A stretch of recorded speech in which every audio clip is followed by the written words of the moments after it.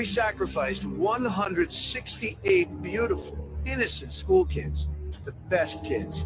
Tremendous sacrifice. Nobody does sacrifice like we do.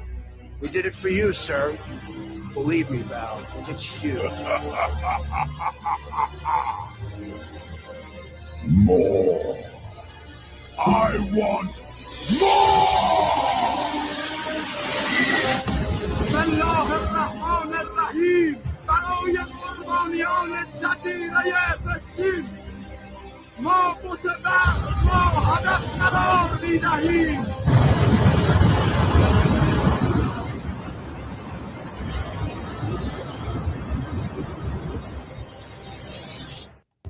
We sacrificed.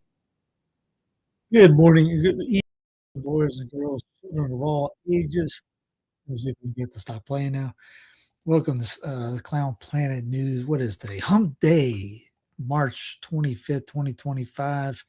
Obviously, it's the Feast of Annunciation, which I still cannot believe it is not a holy day of obligation. I'm always shocked on that. I forget that it isn't. The whole day treating like it, and I go, oh, it's not even a holy day of obligation. Anyways, welcome, happy Annunciation Day. Also, the Feast of St. Dismas, because if you know anything about the feast, the March 25th is also the day that Adam was created, the fall, the crucifixion, all that rolled into one beautiful day. It's also 9 months to Christmas, by the way. Since it's the incarnation of Christ, you had 9 more months, and it's the birth of Christ. Also, the Feast of Saint Margaret Clitheroe, the Pearl of York. If you know about the Pearl of York, great story. It's up on the YouTube channel. I put it up on. I also have a Substack. If you don't know, it says this Fidelium Substack. I put the video over there as well. I've been playing. I don't know much about it. I'm learning to do that more and more. But yeah, let's go. So Iran is coming out with all kinds of videos right now. It's just off the charts what they're doing.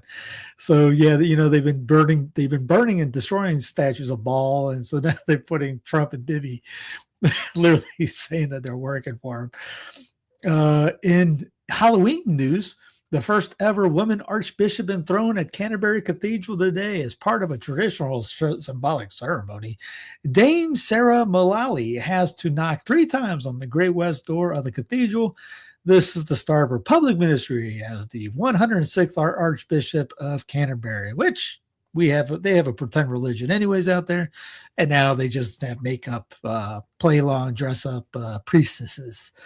First Archbishop. If that nothing again, and you've seen other ones like the guy the quadriplegic that kills somebody and other things that will go like, these are definitely Clown Planet news. Here's Clown Planet religion right there. It's way above the blessing of the iceberg, but yeah, still the same. She is pretending to be a priest, like most of those guys do anyways. They pretend to be a priest, so it doesn't really matter. They just make up. You shouldn't be really too upset about this because, again, it's all pretend stuff. But so don't even give it the courtesy of being mad. I mean, there's the thing on the Leo talks about, saying they don't even have a real anything anymore. New COVID. Well, just because we're at COVID 2.0, why not please talk about guerrilla gardening. Ninja gardening, guerrilla gardening. There's all kinds of different gardenings. I just got 2 apple trees today. You get at the local nursery, it's like 70% off what you get at the on the online things, and these are already 8 feet tall. So we may even get apples this year. There's a video out about guerrilla grafting of trees. Yes, I'll have to look at the guerrilla grafting part, but I know about grafting of trees. Chris, send me the link. Send me the link in the comments, and I'll check it out while we play another video. But here's please. A new COVID variant is spreading across these United States, and it may be able to evade protection from certain current vaccines. Who didn't see that coming? Of course it would. The variant known as BA, why couldn't it be BS? BA 3.2 has been detected in nasal swabs taken from 4 American travelers. 4. all 4 of them, and clinical samples from 5 patients in 4 unidentified states. It's also been found in 3 airplane wastewater samples and 132 wastewater samples taken in more than 20 states. I was like 200 states, but 20, suggesting that its reach is actually far more widespread than scientists see right now. Okay, 4, 5, 132 wastewater samples from 20 states. What is the percent? I'm not a like a guy that can just like Rain Man and can pull out numbers all over the place, but that sounds pretty low to me. How do you detect for something you didn't know existed? Exactly. We need to immediately do the things we did last time, but harder.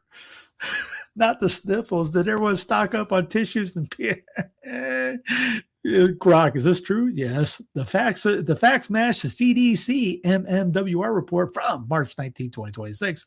BA 3.2, first ID'd in South Africa, November 2024, was detected in 4 U.S. travel and in 23 countries total. It has 75 spike mutations versus current 2025-2026 vaccine targets, with lab data showing reduced antibody neutralization, potential immune escape. But clinical prevalence is low, 0.19% of sequences. No signs of increased severity or major surge yet. Continued surveillance is ongoing. Yes, close down the world for, I don't know.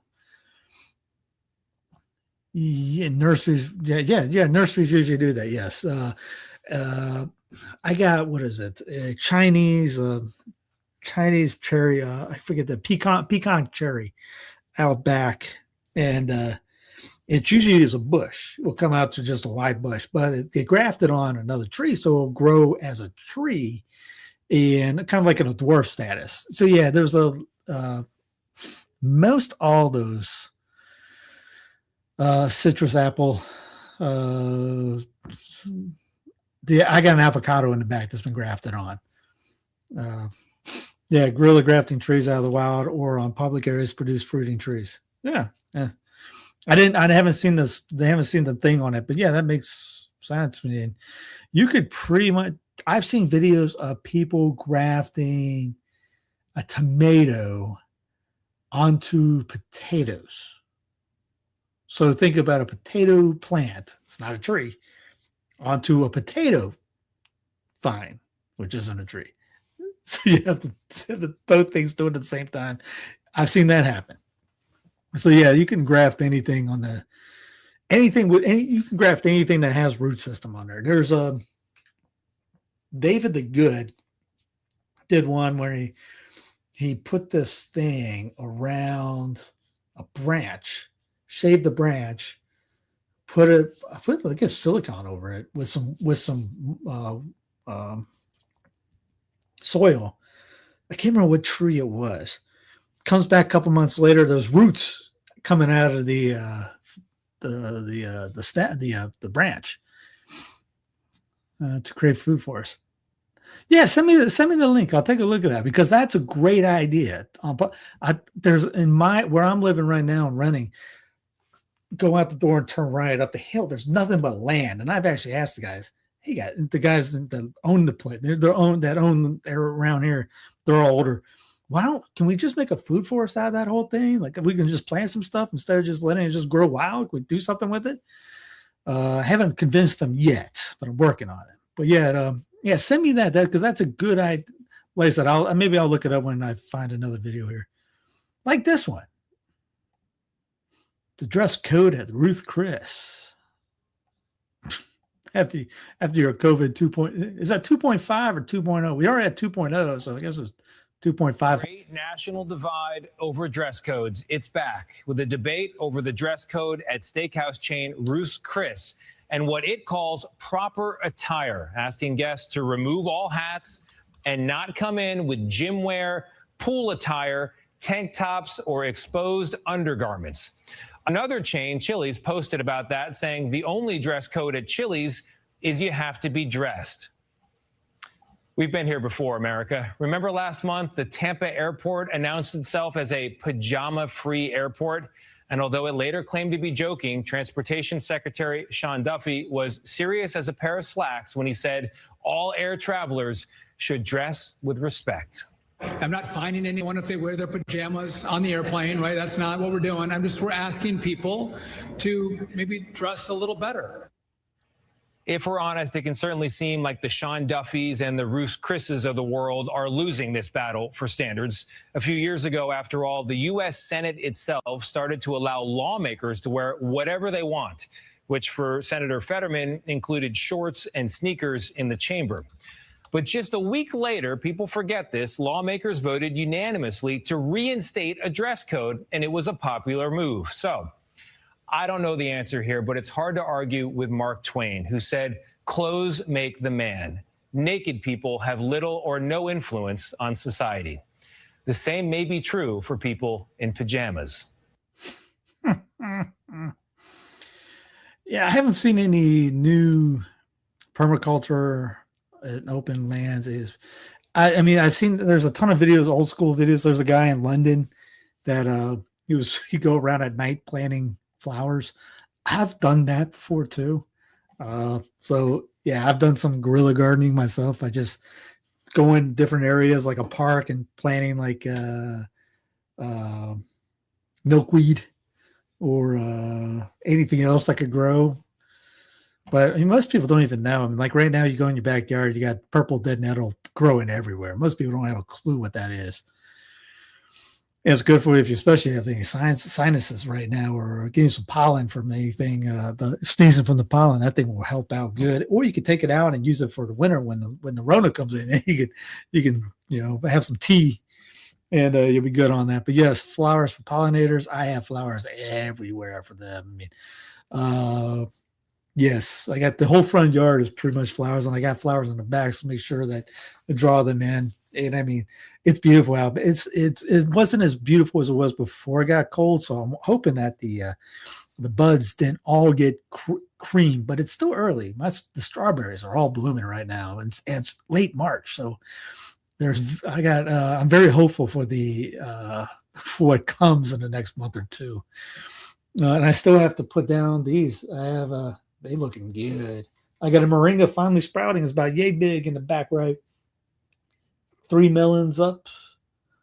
And gooseberries. I got 4 gooseberries right here ready to go. So looking, is it 4? Yeah, 2 in the same thing. But then they're that big too.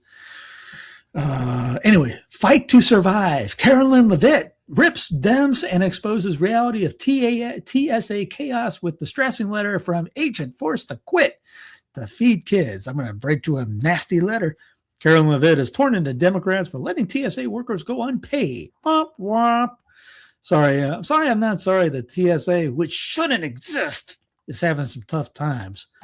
And it's really fun. I hate it for the people that are doing it, but you should have gotten a job with the TSA. Do anything else.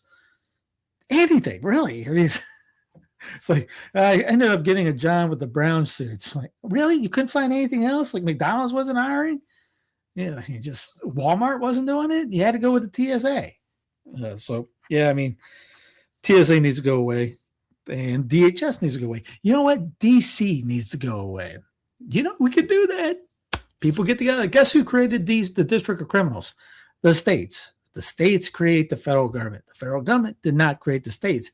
Don't listen to what Lincoln said, because that's what he said is that the states came from the federal government. No, totally BS. No, you can get rid of all the. You can end the war in the depth. Let me find this real quick. I know. Let's see. Abbeville Institute had this. I was going to put it up and I forgot about it. Yeah, this was. Is this him? Yes, this is it right here. From Daniel Miller of Texit. Original published at TexanPartisan.com. This morning, Wired, I read a little bit of it the other day. It was so bad. Don't listen to anyone who thinks secession will solve anything. They published that. by Ryan Griffiths, a political science professor at Syracuse University, hawking his new book, The Disunited States. Of course, he has to write something to get people to read his book that's probably terrible. The article is the greatest hits compilation of every lazy argument against self-determination, the Russia smear, the India-Pakistan analogy, the Texas v. White citation, the it's too complicated hand wave package for a progressive audience that is increasingly arriving at a conclusion that maybe, just maybe, governing themselves isn't such a crazy idea. It mentions the Texas National Movement exactly once in passing, lumped in with internet memes and MTG tweets. Here's the full response. Who's he talking to, really? Before we get into arguments, it's worth understanding what the article actually is. Look at the architecture. The piece opens up with the Minneapolis ICE shooting, Tim Walz's Fort Sumter comment, and Jesse Ventura suggesting Minnesota joins Canada, all blue state touchpoints. The poll he highlights most prominently is the YouGov survey showing that 61% of Californians agreed their state would be better off independent. His hypothetical scenarios feature gruesome Newsom leading a California breakup. His publication venue is Wired, a magazine whose readership skews overwhelmingly progressive, urban, and coastal. Griffiths is not arguing with us. He's not talking to Texans. He's talking to his people, blue state progressives who watched Trump deploy the military to LA, watched ICE agents shoot citizens in Minneapolis, watched the federal government wage war on sanctuary cities, and who are now sitting at their kitchen tables arriving at a conclusion that terrifies the political establishment. Maybe we should leave. The 61% of California aren't TMN supporters, Texas National Movement supporters. They are Wired readers. They are Griffith's neighbors politically, and they are scaring him. Yeah, the Steve say Minneapolis, Pios, it might have cut out. What is it, Steve? The guy really wants you to go into guerrilla gardening. Yes, I see that too. Guerrilla composting. The only way I know about guerrilla composting, correct me if I'm wrong, would be like if I just walked around and threw comfrey all over the place in the middle of the street, in the middle of a yard or something. Let's see. This is why Texas gets so little serious treatment in the piece. If Griffiths gave TMN the full treatment, the 600,000,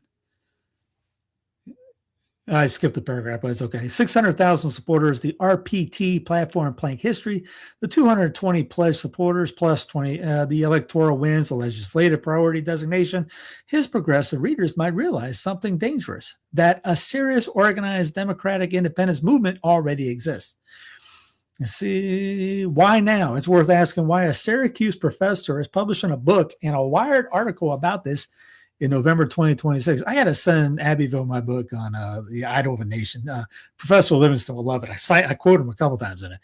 The answer tells you more than the article itself does. For the first time in American history, self-determination sentiment is surging on both sides of the political spectrum simultaneously. The right has been building for decades. That is us. Because remember, back in like Jefferson's times, it was the Northeast that we won out of this. So it wasn't like South Carolina wasn't the first in 1860. It was a lot of movements beforehand. The right has been building for decades, blah, blah, blah. 61% of Californians, governors mobilizing National Guard units against federal agents, Waltz invoking Fort Sumter. Blue state secession talk isn't fringe anymore. It's a kitchen table conversation in progressive households from Portland to Minneapolis. And I was hoping for Trump to get in, one reason for the blue states to actually do this. Meanwhile, the United States is about to spend all of the 2026 celebrating 250th anniversary of the Declaration of Independence, a secessionist document. Yes, it is. If you don't understand what that means, read it. Every speech, every commemoration, every op-ed about the founding principle will remind Americans that this country was built on the right to leave a government that no longer serves its people. That is a rhetorical environment that benefits movements like ours, and the establishment knows it. And then there's the political movement itself. Trump's second term has created conditions where blue state residents are experiencing what many Texans have felt for decades: a federal government acting against their interests with no democratic remedy in sight. Democrat, yeah. The empathy gap is closing. For the first time, progressives and conservatives, real conservatives, because can't be conservative if you're for centralization, are looking at the same federal government and reaching the same conclusion from opposite directions. This isn't working, and maybe the answer isn't winning the next election. Maybe the answer is self-governorship. The junk drawer. Within a few paragraphs, Griffith collapses the following into one undifferentiated mass. MTG's 2023 tweet about national divorce. Ventura's off-the-cuff suggestion that Minnesota join Canada. The Calexit movement, the Texas National Movement, online chatter, and even New Hampshire, by the way, is really pushing one too. Online chatter about civil war after shocking news events. Silicon Valley futurists forecast an American fragmentation. The 2000s era internet meme dividing the continent into Jesus land and the United States of Canada. This is less than of an analysis than more of a junk drawer. Tweet a name, a podcast quip, an AstroTurf operation with Russian ties, and a 20-year-old organization with more than 500,000 supporters, all treated as interchangeable data points. See, India is not Texas. The analysis backbone of Griffith's argument, because Drudge was posting this, is comparison between American secession and ethnic partition. He invokes India, Pakistan, 1947, and Cyprus, 1974, as his primary analogies, then projects their violence onto any hypothetical American secession scenario. Those were partisans imposed along ethno-religious lines in societies where communal identity was geographically intermixed and where the drawing of borders was an act of coercion, not democratic choice. Texas independence is none of those. Texas has a border, the same border, settled by the Compromise of 1850 and maintained through nearly 2 centuries of continuous legal existence. TNM's entire political program is built around a single proposition. Let the people of Texas vote on independence in a binding referendum. This is not partition. This is self-determination. Partition. This is self-determination enshrined in the UN Charter and the International Covenant on Civil and Political Rights. The appropriate historical analogies are one Griffiths doesn't want you to think about. The Czech-Slavic Velvet Divorce. Norway, Sweden in 1905, the Baltic States Singing Revolution, Montenegro in 2006, Scotland in 2014, Quebec in 1980 and 1995, all democratic, all peaceful, all conducted along existing administrative borders by populations exercising self-determination. By the way, I've had Catholics tell me the same dumb stuff too about, if you leave, there'll be war or anything. Big name Catholics, they will write me back like that. They never responded when I told them they were wrong and gave them excited examples of how they were wrong, but they just keep going on this. It's, same idea. So quote unquote righties think just like lefties. The intermixed straw man. Griffith argues that red and blue America are intricately intermixed, and therefore secession is impossible without violent population transfers. This is true of American ideology. It is relevant to the question of Texas independence. You got to stop thinking like Lincoln in a sense. TMN does not advocate for the secession of red America. We advocate for the independence of Texas, a geographically defined political entity with a fixed border, a functioning state government, a 2.8 trillion GDP, 8th largest economy in the world ahead of Italy, Russia, and Canada, its own power grid, its own National Guard, and its own legal code. Guess what? Every state has that. They might not have the GDP, but every state has a functioning state government, own National Guard, own legal code, own constitution, all that stuff. Texas independence is not about separating conservatives from progressives. It's about Texans, all of them, in all their political diversity, governing themselves. Democrats in Texas would vote in Texas elections. Republicans in Texas would vote in Texas elections. Every sovereign nation on earth contains internal political diversity. Here's the Texas white thing. They always use Texas white. There's a problem. When we start to divide, we get invaded. But I can tell you, Benedict, that prophecy is garbage. It's not a prophecy. There's 30 million prophecies. We need to divide. It's the opposite of the unite or die thing. It's divide or die type deal right now. But how are we going to have exactly? Texas versus White. Griffith cites Supreme Court's 1869 Texas White decision as though it settles the question. This is a default move of every lazy commentator, and there's a legion of those, who wants to wave away secession without engaging in it. Chief Justice Salmon Chase wrote that dissolution could occur through revolution or through consent of the states. That second clause is the one Griffith wants you to skip. The court itself acknowledged a legal pathway to dissolution. Moreover, Texas versus White was decided 4 years after the War for Southern Independence by a court operating in the political context of Reconstruction. It has never been tested against a democratic referendum-based independence process because no such process has been attempted. But set aside domestic law entirely. The right of self-determination is the principle of international law exercised by dozens of nations in the 20th and 21st centuries, and these United States itself was founded on that principle. The Declaration of Independence is a secessionist document. The American Revolution was a unilateral secession from the British Empire undertaken without the consent of the Crown. Also, you got to think about this. When of course they're in 1869, they're going to say, "Oh yeah, it's illegal." What would they say? "Oh yeah, you just got done fighting a war where they had the legal right to do it." They're not going to say so. It was a hack job of a thing. There's 0.0 chance they were going to. Yeah, well, could you imagine that in 1869? It's kind of like was it Polk saying that let California go? Or I can't remember who it was. One president said to another one who had been the next president, "Why don't we just let them go? We don't need them anymore." And the other one's like, "We just fought a war to take them." that's I mean, California was, a war to take California. And the next president, one of the presidents goes, "We should just let California just go away. It would be independent."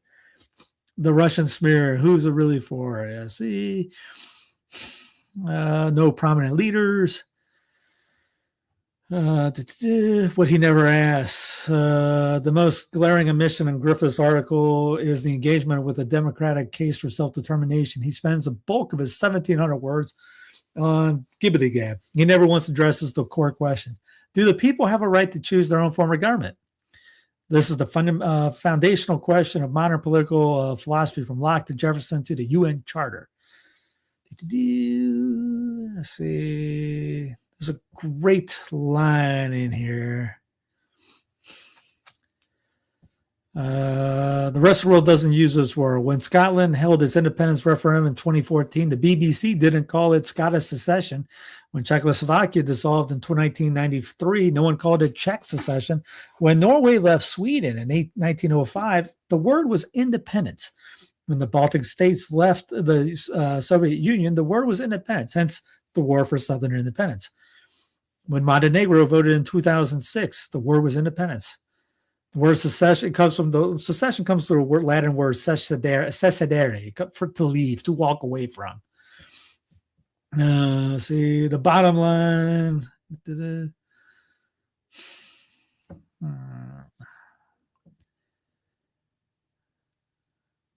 Where is that one line in here? Because McClanahan brought it up. Said about for you last time. Maybe I skipped over it.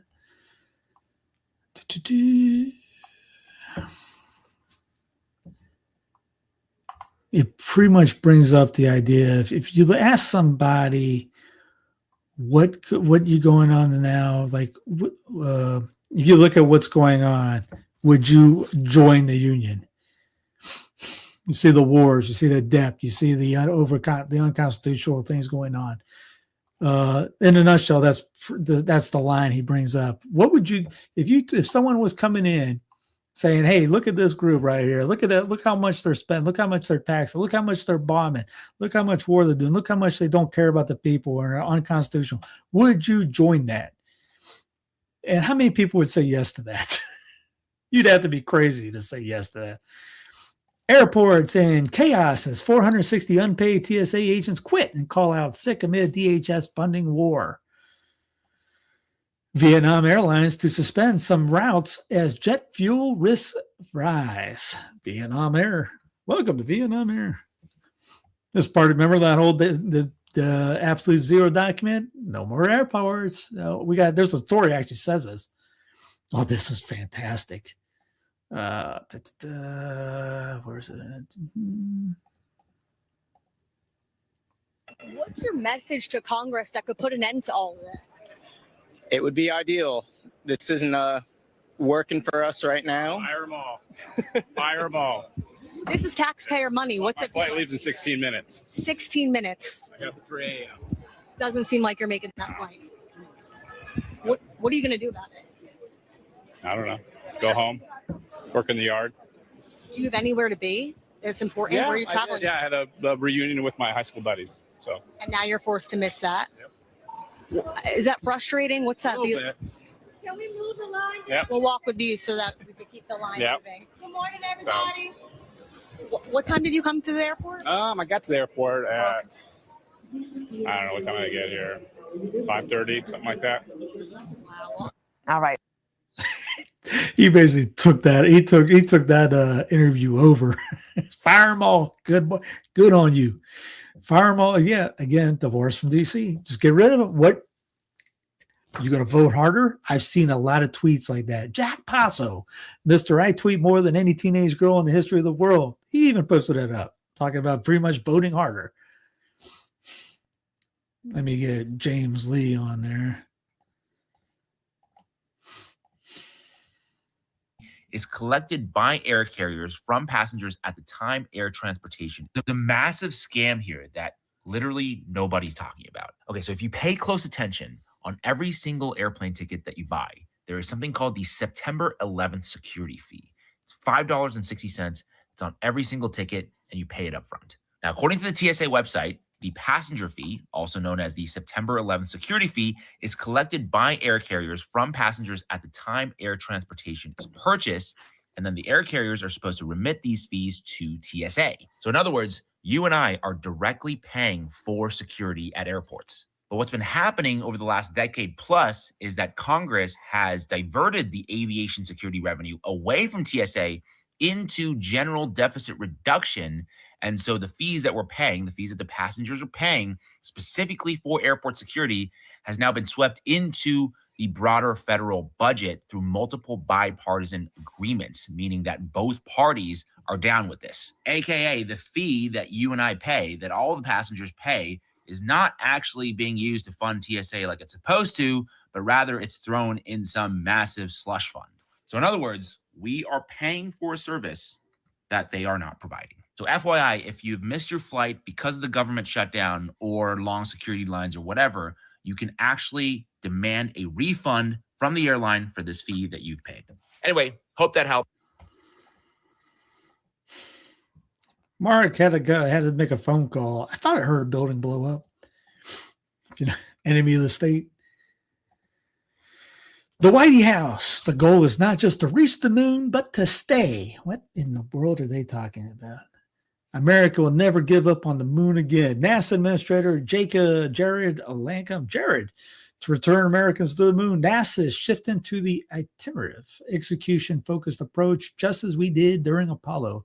We are standardizing rocket architecture and embedding NASA expertise across industry and increasing launch cadence to support sustained lunar operations. We are sending a demand signal for crewed missions beyond Artemis 5, with at least 2 providers capable of bringing astronauts to the surface every 6 months. The goal is not just to reach the moon, but to stay. Is there going to be a football team up there? America will never give up on the moon again.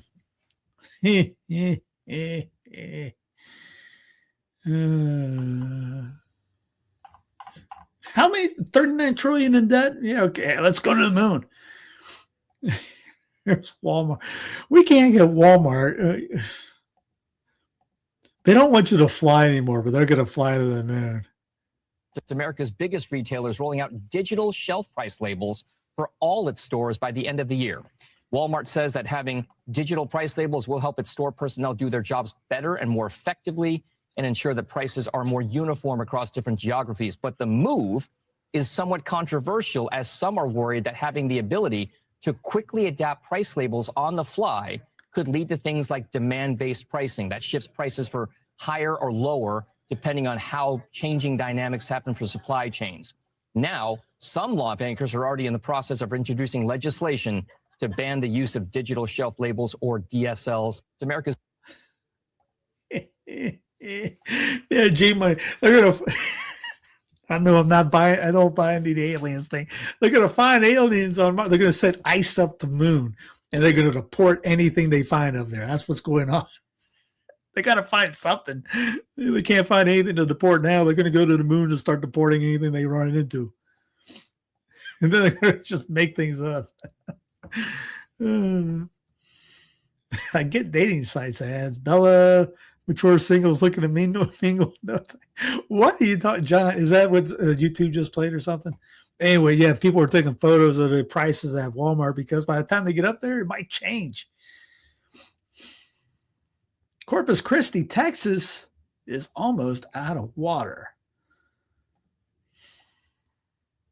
Corpus Christi, which is a key water source for the city, it's currently just at over 9% capacity. CNN Chief Climate Correspondent Bill Weir joins us now. Bill, the city could be forced to issue emergency water use restrictions. So why is this happening? This could happen as early as May, Boris. Yeah, it's scary times down there. It's still coming out of the taps, but this is a slow motion disaster playing off along that Petro coast on the Gulf of Mexico. You talked about that one reservoir being less than about 9% of capacity. We have another one, Choke Canyon Reservoir, which they use, is less than 8% capacity. Lake Texana, which the folks of Corpus Christi also drink out of, is around 50% full. The law is if it goes below 50, that triggers automatic cuts, but the governor has lowered that to 40% now. But we're talking about a really dry stretch here, about 5 years of drought in South Texas that has led to this, along with a lot of water-intensive industry that just demands tens of millions of gallons of water a day to make plastic or refine oil. Oh, you didn't want to bring up the data centers? Yeah, there's still. Hey, where wasn't that that group in Texas that magically pulls water out of the sky? Ain't they from Texas? Hey, you want to send some planes over to Corpus Christi? Trump, I'm requesting that the Republican senators do this and do that immediately. Don't worry about going home for Easter. In fact, make this one about Jesus, okay? He's talking about the SAVE Act. He wants people to get the SAVE Act done now before Easter. So, and again, the SAVE Act will bring you digital ID. Jury in LA finds Meta YouTube negligent in social media addiction trial. The jury failed to warn users of dangers associated with using their platforms in a high-profile social media case. It was the first of several trials take place as what experts have characterized as the social media industry's big tobacco movement. Compensatory damages were assessed at $3 million, with Meta on the hook for 70% on YouTube, the remaining 30%. Sorry, I'm contributing to that cause right now, I guess. Sham, glam influencer arrested for staging her own kidnapping and having innocent husband beaten to boost her follower account. Man, when you have to do that, that's nutty. I mean, good grief. You have to, hey, what are we going to do today?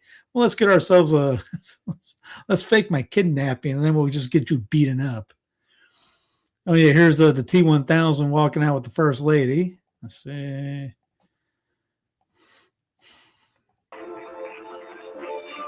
I thought she was going to say something. There are robots in the White House. First Lady Melania arrives for a round table on AI education, joined by a figure robot. Looks just like the one from Will Smith's movie, iRobot, huh?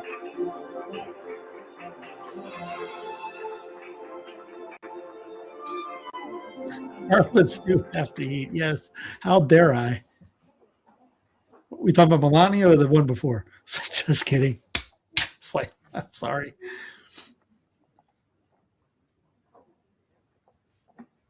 I'm going to kill all you people.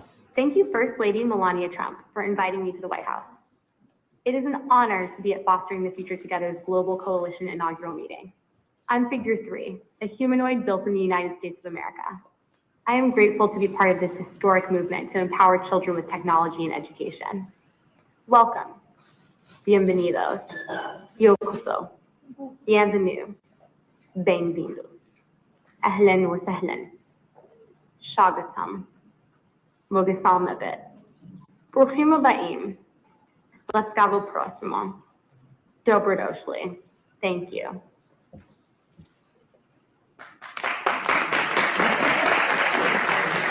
And for my second trick, I'm going to shoot all of you before you take a thing. Pop, pop, pop, pop off. Dun, dun, dun, dun, dun, dun, dun, dun. Yeah, we've seen that movie, right? Here's Melania talking about it. Cyberdyne systems and teaching kids. Imagine a humanoid educator named Plato. Access to the classical studies is now instantaneous. Literature, science, art, philosophy, mathematics, and history. Humanity's entire corpus of information is available in the comfort of your home. Blackface. Plato will provide a personalized experience, adaptive to the needs of each student.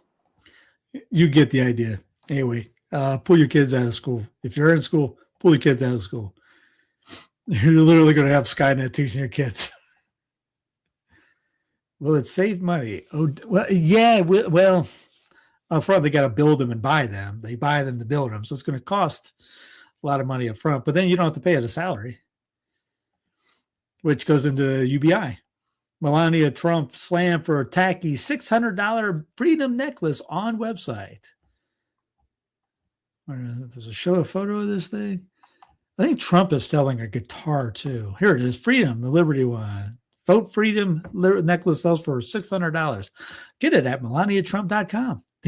They are selling all kinds of stuff. Like I said, Trump is selling a guitar right now. Social media bans and digital curfews to be trailed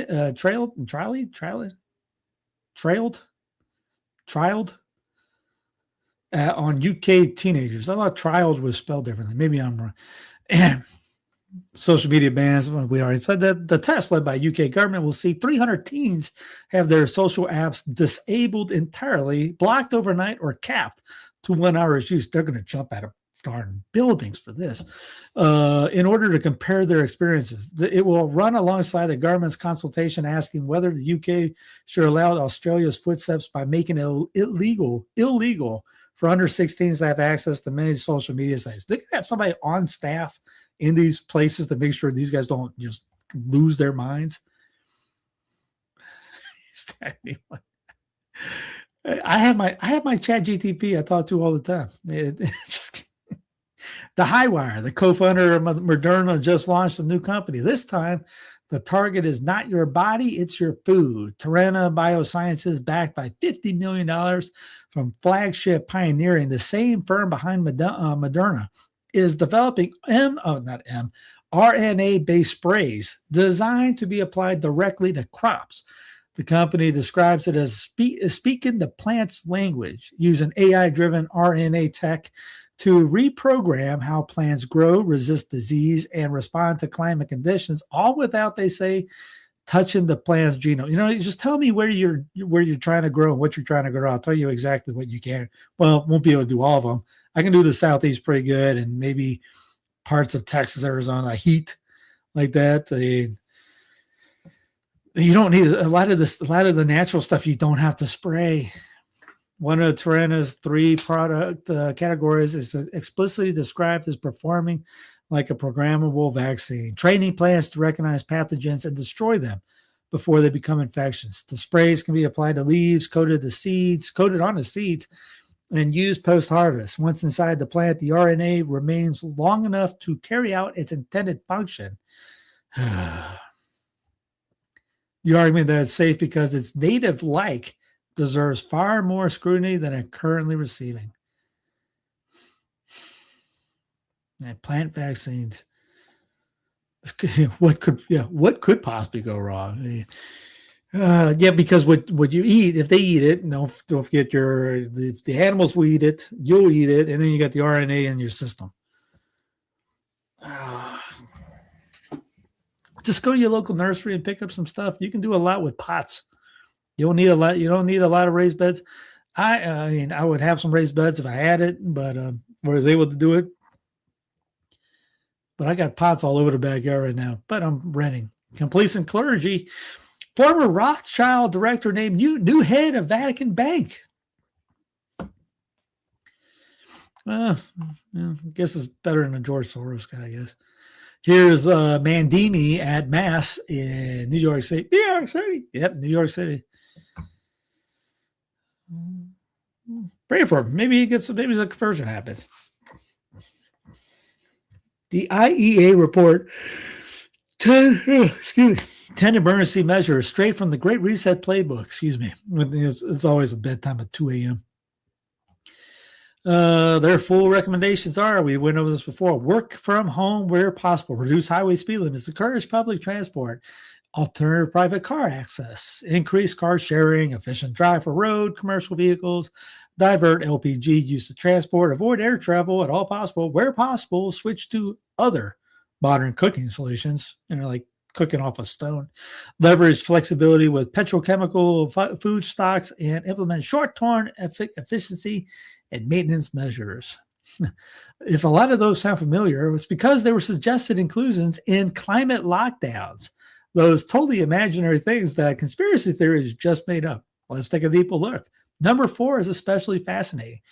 What does alternative private car access in large cities on different days mean? Private vehicles are allowed to designated zones in large cities on specific days, only based on their number of plate. Again, like Mexico City. With odd number plates have access on different weekdays than those with even number. This measure reduces traffic congestion, engine idling, and fuel-intensive stop-and-go driving. Also reduces local air pollution, blah, blah, blah. But notably doesn't actually elucidate how this would be enforced.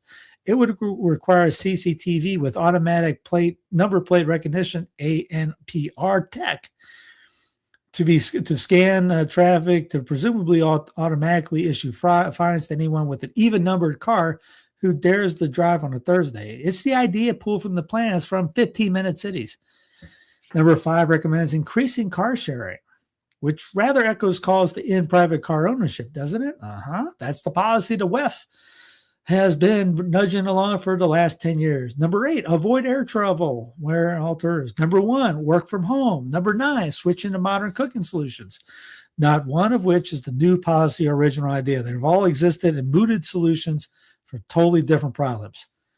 Supplementary section targeted consumer support suggests extra benefits be paid to low-income households to cover their energy bills, sort of like a proto-UBI, Universal Basic Income.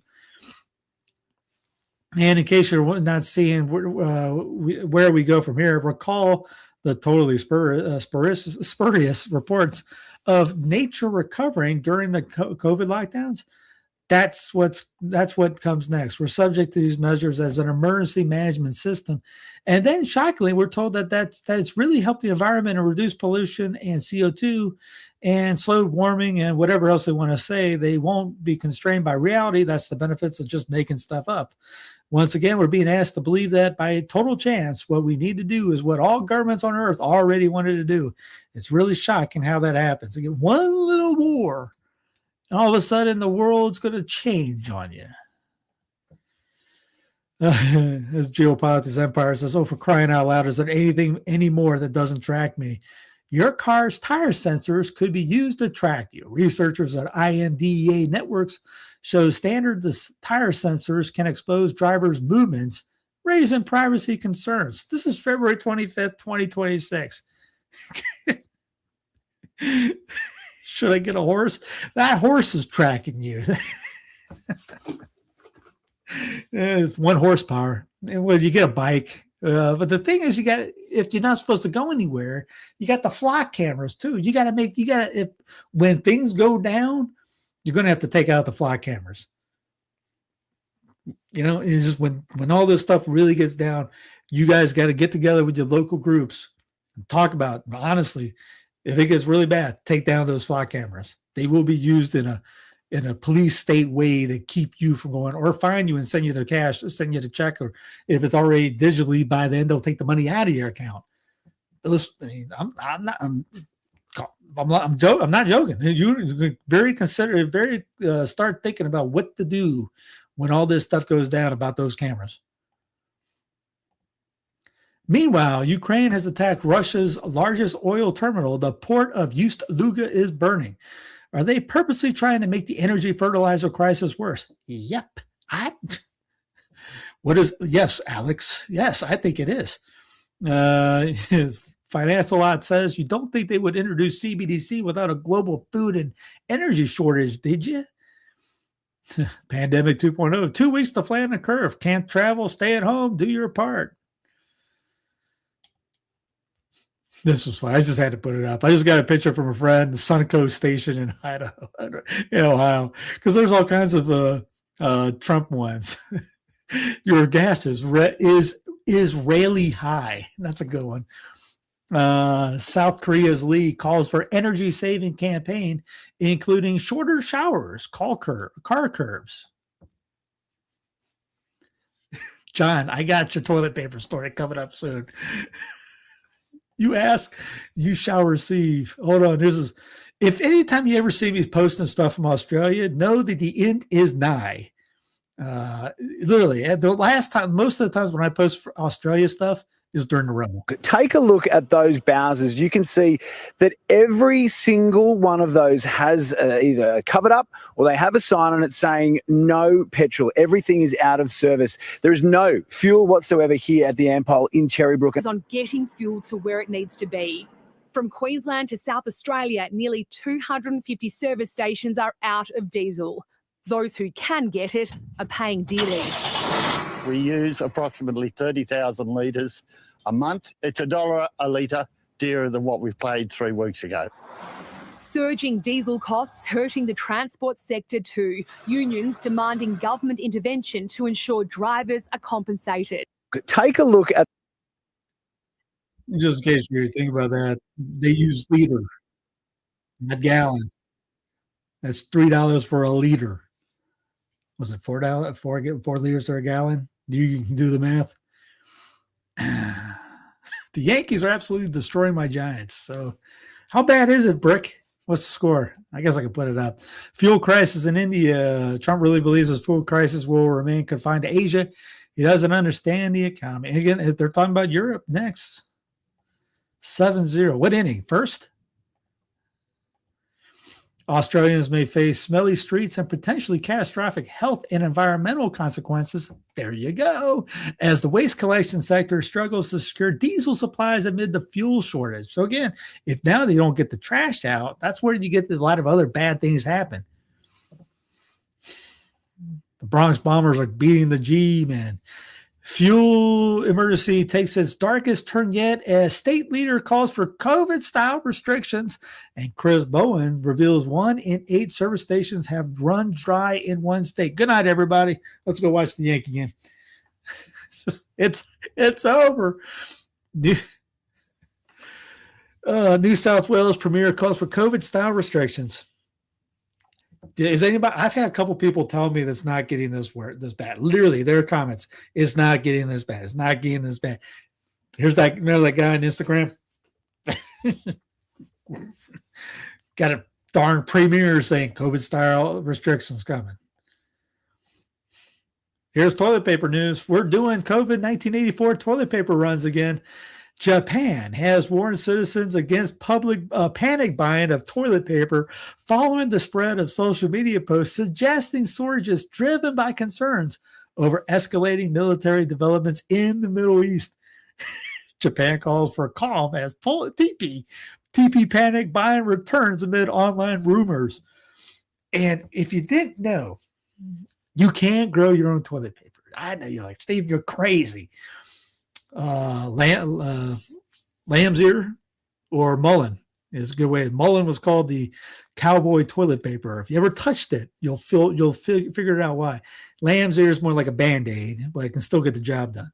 Lamb's ear, if you cut, like I got a nice little scratch. I don't know if you can see it from my one of my citrus plants today.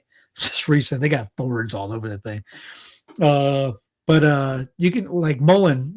Mullein was even used not only for smoking it to clear out your sinuses, but as like a tampon type deal thing for feminine products.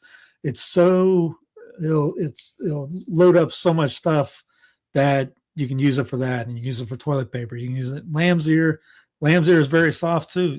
Mullein is just as soft or even softer. But yeah, so not saying you need to do it yet, but you can grow your own. I got some in the back. I got both of them. I got lamb's ear and mullein growing. Just threw some yarrow down. If you haven't used yarrow yet, you take some leaf off yarrow, put it in your mouth, chew it up a little bit, make a poultice out of it.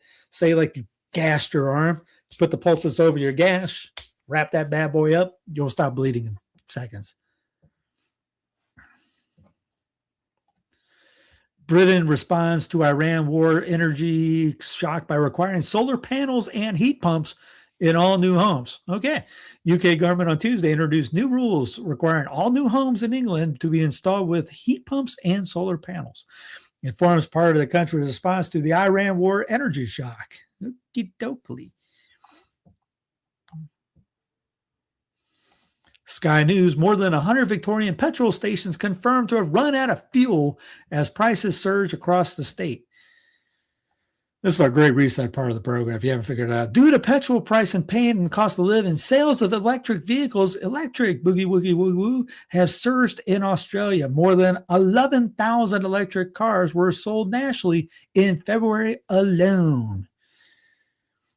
EVs will be like the vaccines. Jim Ferguson in the United Kingdom. Fuel shortages hits Australia. Crime already rising. Australia is starting to feel the pressure. Reports show criminals siphoning petrol from cars on the streets. 164 petrol stations without diesel. Supply disruptions pushing food prices higher. This is how it begins. Fuel shortages don't stay at the pump. They spread. Transport slows. Deliveries drop. Prices rise. Crime follows. Oh, go ahead. Let me see if I'll go ahead and play. Oh, instead of me reading it, need to get the Melania. Heartless criminals have started siphoning petrol out of cars parked on the street as the crime wave from the fuel crisis gets worse by the day. Now, the price of fruit and veggies across Sydney is skyrocketing as grocers try to cover their ballooning costs.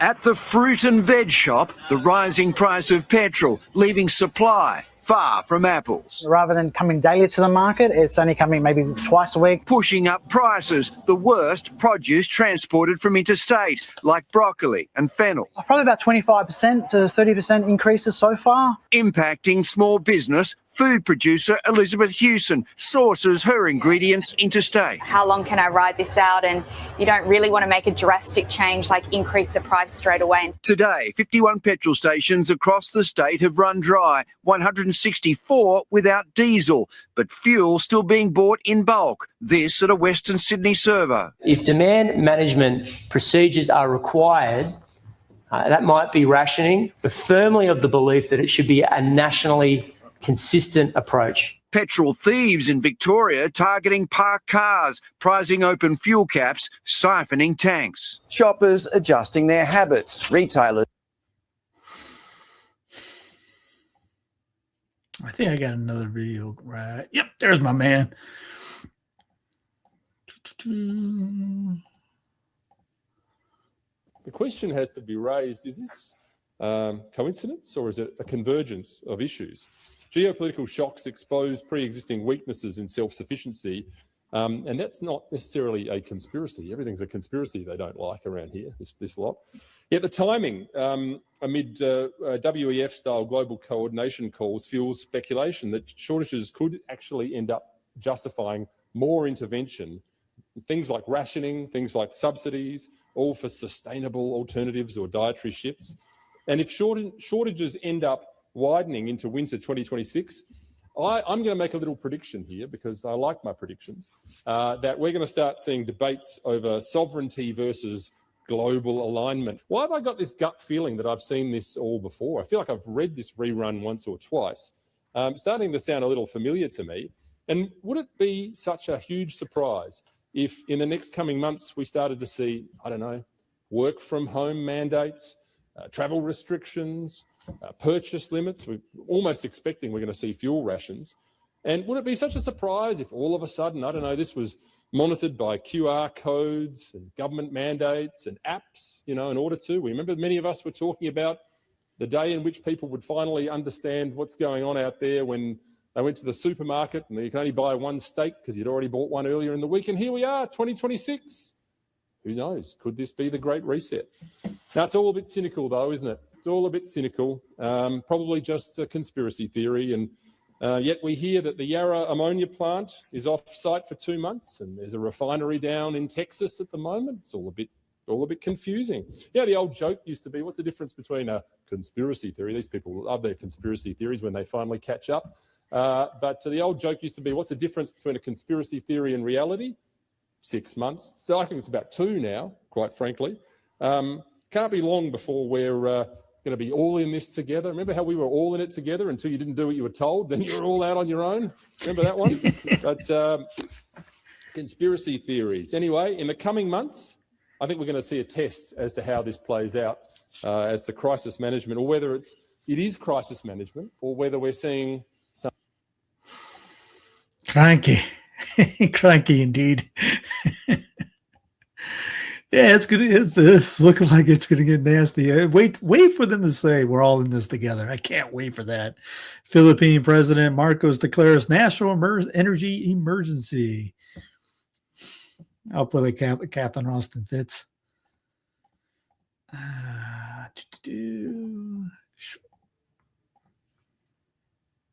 But as a percentage, the Straits of Hormuz are hugely important.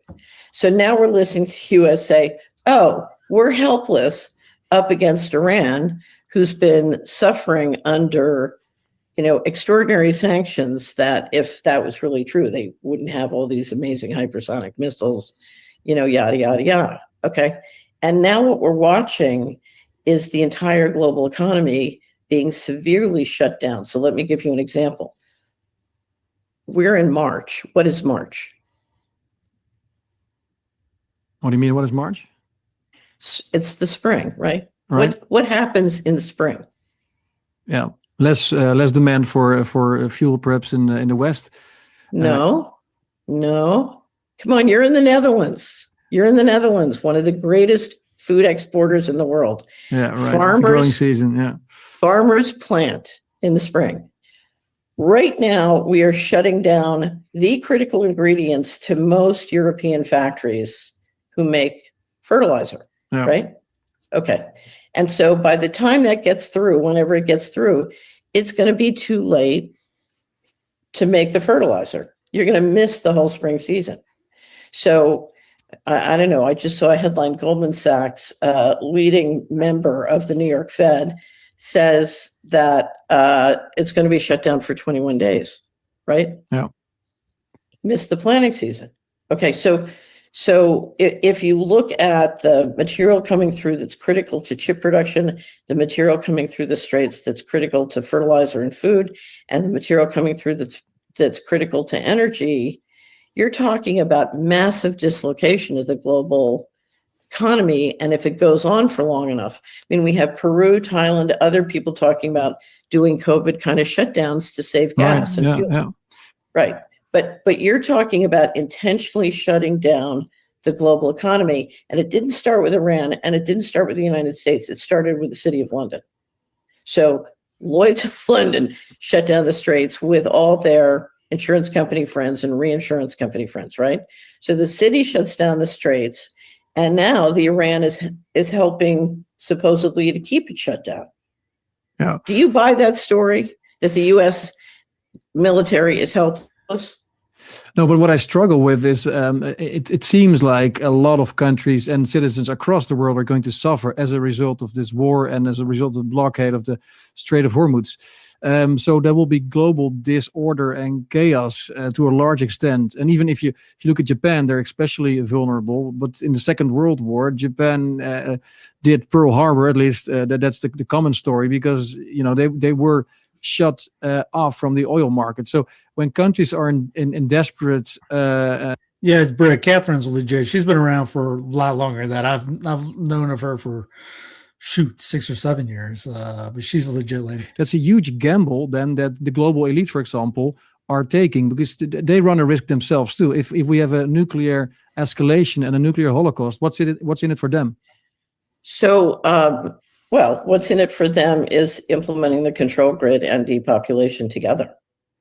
Yeah. That's what's in it for them. If this is, because we don't know yet. I think it's too early. I can't tell whether you're looking at massive incompetence on the basis of the U.S. or you're looking at an intentional desire to shut down. So this is COVID 2.0. Yeah. Because this is how you shut down. This is a new excuse to shut down to preserve energy and food. I think the big problem here is famine. So you have seen the new administration in the United States systematically cut the domestic funds that are available to support food for poor people in emergencies, as well as the USAID and State Department aid to protect countries that have emergencies, like food. So you have, I don't know, 25 maybe $1 billion traditionally that the US had available to stop famines. That money is all cut. And now you have something that's creating the conditions of famine. So, to me, that's very disturbing. Again, learn. I grew up. I planted today a couple. Put in the thing 2 different bell peppers, a banana pepper, and the basil's starting to grow, and the oregano's starting to grow. So here's a chief herbalist: paracetamol, metformin, ibuprofen. All the synthetic medicines are produced from petrochemicals. The war in the Strait will reach your local pharmacy very soon. Keep your herbs close. Yep, that's what he's talking about. A lot of some useful herbs to replace these. White willow bark. Yep, I have that. Meadowsweet, feverfew, have that. Turmeric, that's why again, ginger, you can grow it. Raw garlic. There are many others. Like I said, there's a, let's see it there. Can't even tell. What are herbs that should, instead of use of those? Yeah, cloves and ginger. Yeah, like I said, I got the wild lettuce for pain, elderberry, bilberry. Like I said, I have a whole Lazy Susan full of tinctures. Probably, let's see, 6, 7 per thing. I have probably about 30 to 35 that I've made. And I still have 5 more in the process of being done. And I still have 1 right here. I picked some mulberry leaves today. I'll tincture those up.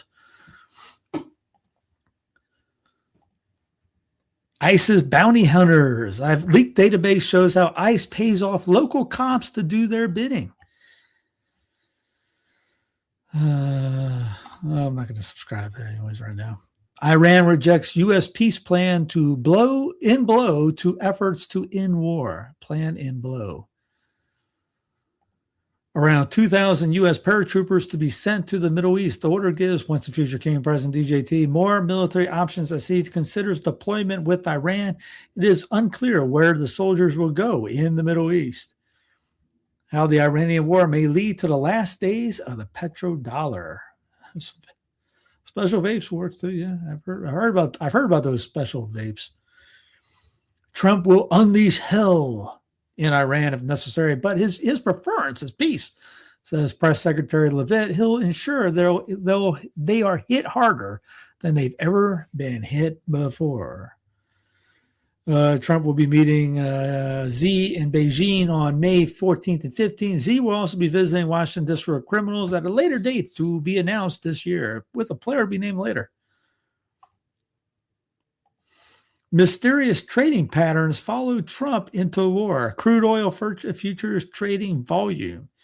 649, sudden spike in futures trading. 705, Trump announced deferment of strikes on Iran. Boom. Again, there's no way there was no insider trading that happened like that. Again, remember, what's his face? His right-hand man, I forget his name right now. The gay Soros guy. Not the set. He shorted the he bet against the tariffs. Secretary of Defense or Secretary of War, Hetzek, never in history has a country been defeated as Iran has. We wiped it off the face of the earth, and then it was defeated. Okay, so why are we sending troops over there then? Here's a great one, yeah. Trump ceasefire with Iran. Trump declares victory. Trump is sending Marines in Iran. Trump is not putting boots on the ground. Trump does not want ceasefire. Trump says Iran has no people left. Trump declares victory. Trump asks for ceasefire with Iran. Trump asks for help with Iran. Trump says NATO are poo-poo faces. Trump says Iran begging for ceasefire. Trump says everything is perfect. Trump says it's super. Thanks for asking. Trump says $500 oil is a good thing. Trump demands Iran open Hormuz. Trump says Hormuz was never closed. Trump says U.S. not at war with Iran. Trump declares victory in Iran. Trump says war in Iran for nukes. Trump says Iran never had nukes. Trump says objectives very clear. Trump says world owes him thank you. Trump says world is poo-poo faces. Trump gives Trump gives Trump peace prize. Trump declares victory in Iran. Trump bombs Iran. Trump wants ceasefire with Iran. There's the line. It's the 48th day of the U.S. winning the war of Iran. White House scrambles to downplay shockingly well-timed bets. What is this on? Jaw-dropping defense. Oh, the insider trading. Let's do it a little bit. Why not? Volume. Sure, as we've covered this with Elon Musk earlier, that your husband bought stock in Elon Musk's AI company, which is not publicly traded, XAI, in the private market just days before a report had surfaced that the Pentagon was expanding XAI's role in military systems. On our tablet, you guys can flash this up, the periodic transaction report from the Congresswoman. My question for you is, can you assure us, we've covered this issue of, conflicts of interest and what have you. Can you assure us this purchase was not based on any kind of inside information? Yeah. 100%, because if it was, we wouldn't have bought 100,000 shares. We would have bought a heck of a lot more. But I also want to stop you because we don't even have your facts straight on that. It wasn't a publicly traded stock. It was, I think, about 470 million. Of course she's going to say nothing. We would have bought a heck of a lot more. If you buy a heck of a lot more, you're even worse. So, yeah. Pope Leo says aerial military strikes should be banned.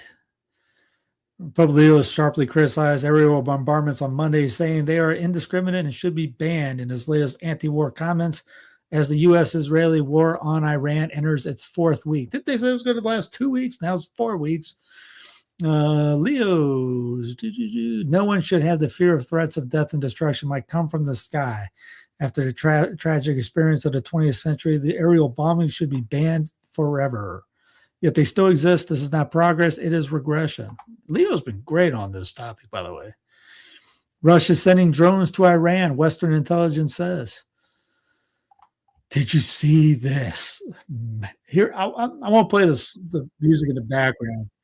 You got an idea? I'll turn the volume up. It's basically like you can hear like a little Eastern language or singing in the background. They're all looking up. You'll see why in a second. This is, he's going through this. I'm sure you've seen it. Maybe if Iran gave Big Don some gold-plated clubs and peace prize, they'd be cool. It has worked before. What's his face gave Trump a golf course, and then he gave them half of Idaho. So yeah, Iran made another video of them blowing up the Statue of Liberty, but look at Liberty, it turns into bail again. They've been kicking tail online, by the way. Little mishap, says Trump. Let's play Trump right here. They got out of there pretty quick, Pete. They shot down 3 planes with our missiles. They happen to be our planes, but the pilots made it. Can you imagine the pilots making it? The pilots saw what was coming, and they said, those are patriots. We're not going to escape patriots, and they got out of there pretty quick, Pete, right? Pretty amazing that they got out. Mishap, no big deal. No big whoop. China is mapping the ocean floor as it prepares for submarine warfare with the U.S. Hey,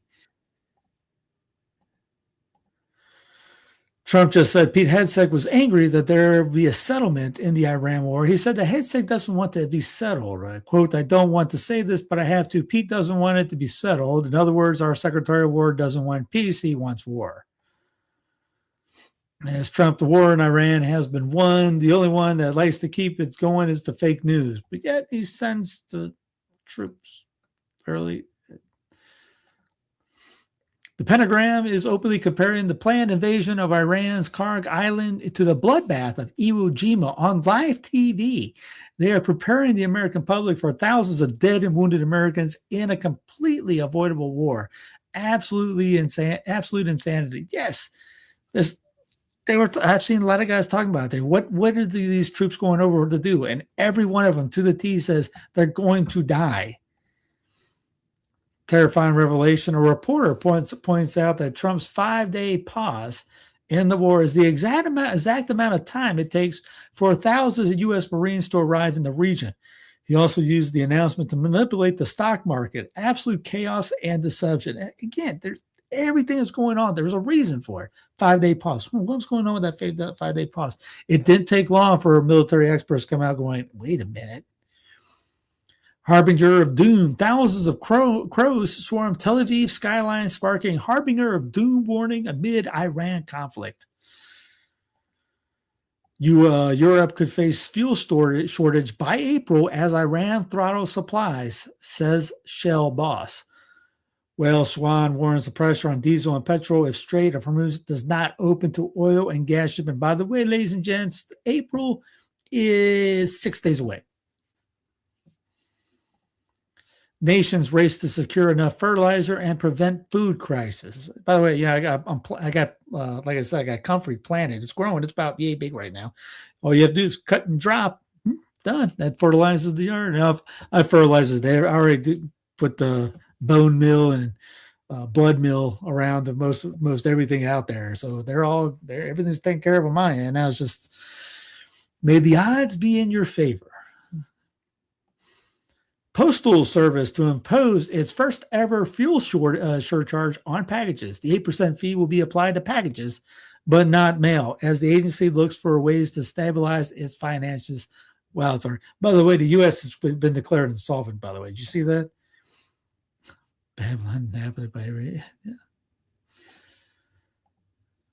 Sora has been shut down by OpenAI. Is the AI bubble going to burst? And they made a video of the blooper reel for it. Hold on. Sorry. This is all AI. Take two. Oh no. Kill the fan! Kill the fan! I can't do this anymore!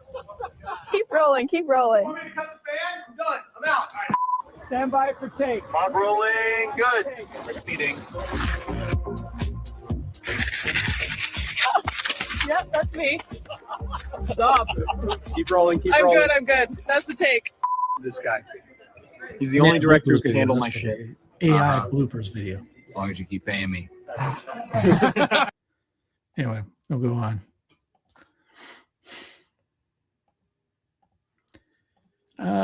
Mark, I don't think they care about being profitable. Bay Area homes built on fault lines are slowly tearing apart. Probably should have built a home on a fault line. Army raises maximum enlistment age to 42. There's been a bunch of good memes on that one. Geriatrics division. This was great on remember the Air Canada plane. It's 2026 and people really believe a plane took down the towers. Airplane hits a bird. Airplane hits a fire truck. After a plane hits an engineering marvel made of solid steel beams. That was built to withstand an aircraft coming in, by the way. Here's Greenville, South Carolina. Greenville Council member gives testimony on the effects of planes spraying the skies above her farm in South Kakalaki. She raised endangered monarch butterflies for 14 years. She says 80% of her butterflies have died in the last 3 years because of planes spraying our skies. This is why we don't have bugs covering our windshields in cars anymore in America. Usually like a winter in the evening, that's all you had.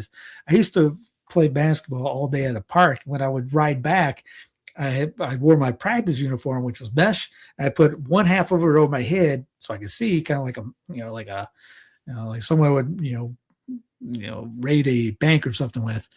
And I would always have to scrape off the bugs. I don't know if that happens anymore.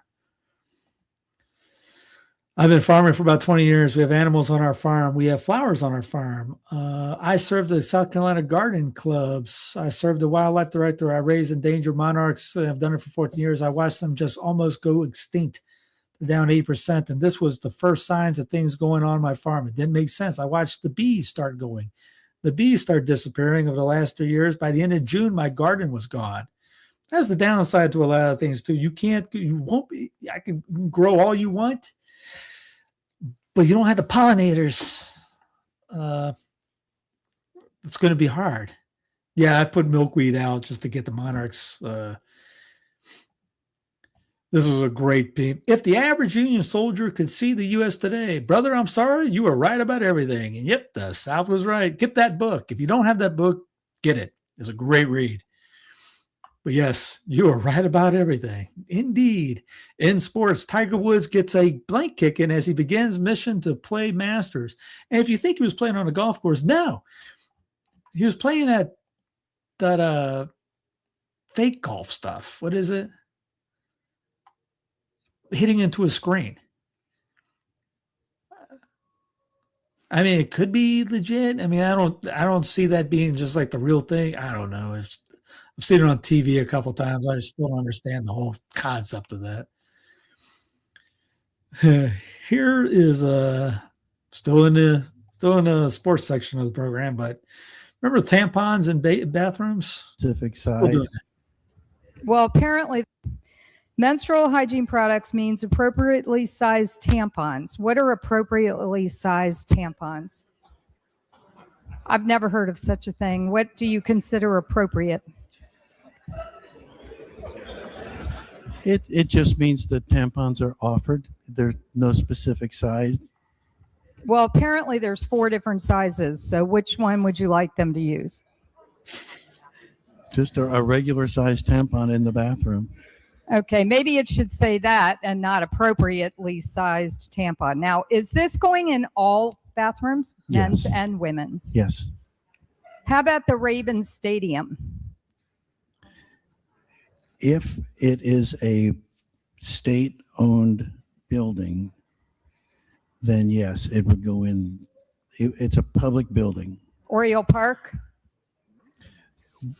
Well, if it applies to the Raven Stadium, it would also apply to Orioles Park. I guess Pimlico. This was a cool video. I had to play this in. A little good, a little peppy. The world's going to hell in a handbasket, but here's a little fun one right here. Last year, there was a group of finalists amongst Bat Boys and Ball Boys who were selected. Maybe I won't play the music because it might get banned in the music. But watch this ball boy, man. They made the Phillies made a hype video just for the ball boy. This kid is stellar. My cousins in Cincinnati had some friends back in the day that were ball boys for the Reds. They used to tell us stories about their friends in there. One time Goldberg came to the locker room and he's banging on the door and the ball boys are sitting there and he goes, "Who is it?" It's Bill Goldberg. No, the heck it's not. They told him to get lost. I knew of ball boy stories of them driving cars for players, Deion Sanders, all that. It was too bad. That'd been cool to be a ball boy one day, but they did a lot of work. 1807, first passenger railway line begins operation. 2021, Beverly Clary died at 104 years of age. 2002, a 6.1 magnitude earthquake struck Hindu Kush region of North Afghanistan. 1975, King Faisal of Saudi Arabia was shot to death by his nephew. 1965, Sarah Jessica Parker was born. 1965, Martin Luther King Jr. Let's see. Another civil rights activists completed their march from Selma to Montgomery, Alabama. 1957, the Treaties of Rome were signed, establishing the European Community and European Atomic Energy Community. 1947, Elton John was born. 1934, American feminist and activist Gloria Steinem was born. 1918, French composer Claude Debussy died at age 55. 1911, the fire at the Triangle Shirtwaist Factory in New York City. New York City. Yes, in New York City, killed 146 people. 1881, Hungarian composer Bela Bartók was born. 1807, the British Parliament abolished the slave trade in the British West Indies. 1655, Dutch mathematician and astronomer Christian Huygens discovered Titan, the largest moon of Saturn. 1306, Robert the Bruce, crowned Scottish King of Scone in the day of 1306, freed Scotland from English rule by winning the Battle of Blankenberg and confirming Scottish independence. 1304, the Arena Chapel containing frescoes by Giotto was consecrated in Padua, Italy. Great paintings. 451, according to tradition, Venice was founded. Anyway, best sport that far. No, Mark, get out of here with that hockey stuff. That's, you know. Anyway, God love you guys. Have a great rest of the night. Talk to you later. See you on Friday for, I don't know if I'll be doing this or we're doing the Reckoning on Friday night. One of the two. Anyway, God love you. Have a great rest of the night. Talk to you later, and God bless.